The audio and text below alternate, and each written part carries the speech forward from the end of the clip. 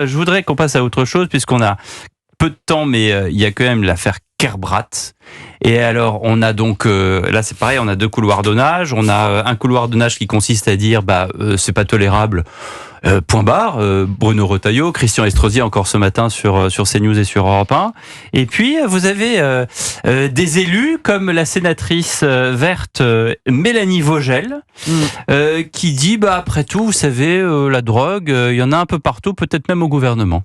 Alors on va faire chez tous les ministres, leur cabinet, tous les parlementaires, tous les sénateurs, tous les députés, tous les maires, etc., des tests sanguins pour savoir s'ils sont positifs. Ah mais je veux bien. Je peux vous dire que Bruno Retailleau va certainement découvrir que la consommation de drogue, dans son gouvernement, il y en a aussi. Et moi je constate... Vous avez des informations ? Mais c'est... Comme disait là, vous portez des accusations très graves. Vous dites que dans le gouvernement de Barnier, il y a des gens qui consomment de la drogue. Je dis juste que les politiques ne sont pas extérieures à la société. Qu'il y a des problèmes de drogue dans la société, et donc elles existent aussi en politique. Alors, je vous ai pas mis le son de Sandrine Rousseau qui, elle, dit, je crois qu'elle était invitée sur TF1, où elle disait...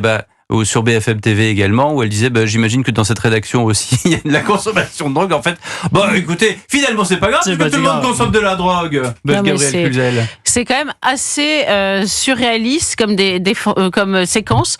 Il y a aussi un député européen qui s'appelle M. Cormand aussi, qui a dit ça arrive partout, dans tous les milieux. Donc en fait, mais ces gens-là sont des élus de la République. C'est absolument délirant. La déclaration de Madame Vogel est quand même gravissime. Là aussi, il faudrait qu'elle avance des preuves. C'est absolument tragique. Alors, ils font avancer leur propre agenda sur la perception de la drogue, sa dépénalisation. En plus, il faut choisir entre deux récits, parce que d'une part, ils nous disent que c'est très banal et que tout le monde en prend, et de l'autre, ils nous parlent de ce pauvre député comme un malade qu'il faudrait soigner de son addiction. Alors, faut le soigner, pas le soigner. Si c'est banal, qu'est-ce qu'on fait ? Bien sûr qu'il faut le soigner. C'est terrifiant parce qu'il y a une inversion des valeurs. Mais là aussi, mettez-vous à la place des Français ordinaires qui écoutent cela. Alors finalement, là, on se bat. Le sujet précédent, on se bat sur le narcotrafic. On parle pas du mineur de 14 ans qui lui a vendu de la drogue dans le métro. Je remarque que d'habitude, la gauche, en plus, dernier point, elle est généralement, très prompte à accuser le bourgeois qui consomme plutôt que le dealer mineur. Et là,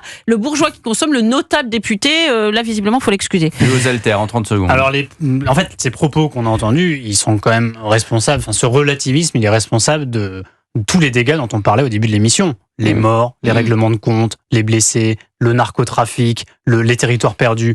En fait, c'est ce relativisme. Le consommateur est l'un des responsables de cette situation et de l'expansion majeure du trafic de drogue et de drogue au pluriel, parce qu'il y en a sans cesse des nouvelles partout en France. Et ce député, en plus, c'était une de la nation. Moi, pour terminer, Jean-Luc Mélenchon aussi s'est exprimé en expliquant que le député en question, Andy Kerbrat, n'a commis de dommages que sur lui-même.